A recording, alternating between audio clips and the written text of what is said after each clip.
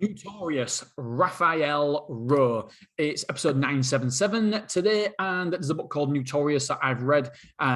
Basically, Raphael Rowe, he goes into the prisons. He's got a series of the world's most dangerous prisons on Netflix. I didn't even hear about it. I've never even heard of it before, but it was recommended to me on Audible. And sometimes I need a book that is just out of business and just it's easy listening. And this week I just needed something to listen to that I could enjoy. And by the way, you can always learn from these books as well, because people's experiences, they've seen the life and they've experienced things that I never have. And so therefore, if I read their book, read their autobiography, their biography, then I get to learn without taking the shit and without the experience. So it's always good to do. Anyway, Raphael Rowe, for those you don't know, he was in prison for a murder that he didn't commit. He was 12 years inside and he goes through it all. Don't get me wrong. He was a naughty kid when he was growing up. He was a bit of a bad lad, but he was never, ever a murderer. He never went to that extent, never went to that level. And for whatever reason, for racism, it was, in them, I think it's 1990s, he got locked up. Anyway, it doesn't matter when he got locked up, on 19, I don't know. But was it too far? Who knows? But there was a lot of racism there, and there was a lot of things that would put things that shouldn't have happened in the police, and he got locked up. And even though the witnesses said it was two white men and one black man in the crime, and who kicked this kid to death, and obviously horrible crime.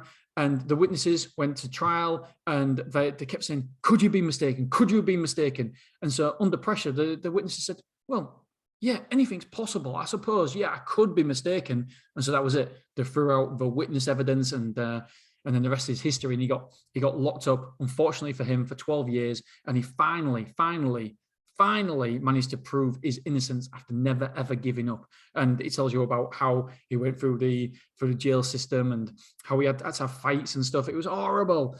It just wasn't an enjoyable process. It wasn't an enjoyable process for him, obviously, but it was an enjoyable read to the extent where you're thinking, oh my God, can't believe that happened. Oh my God, poor kid. And it made me realize how lucky I am. And then I started watching World's Most Dangerous Prisons, which is awesome.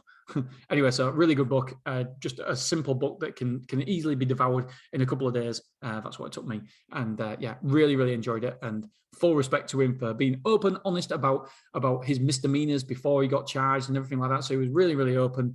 And by the way, you've got to be careful judging people, because he was brought up in a different way than I've been brought up. He'd seen things and experienced things differently than I had. I've been very lucky. I've been in a cocoon, if you like, and therefore, how can I ever judge somebody else and think that I'd be any different than them? I wouldn't be, because I think your experiences define who you are, what you see, who you're around, who brings you up. They what define who you are, not necessarily me. Yes, I've got a little bit to do with it, but most of the time, I don't think I'd be any different to anybody else in that situation. And I just think it's a luck of a draw, who your parents are, where you live, who your friends are, etc. And you can quite easily get dragged into the wrong crowd, etc. And so I don't think that my ego isn't big enough to make me think that I'd be any different given that situation. I just feel like that people are a circumstance of their environment, unfortunately, and fortunately for others. So it's horrible. It's just the way it is. All right, my friends, love you. Appreciate you. See you tomorrow. Bye.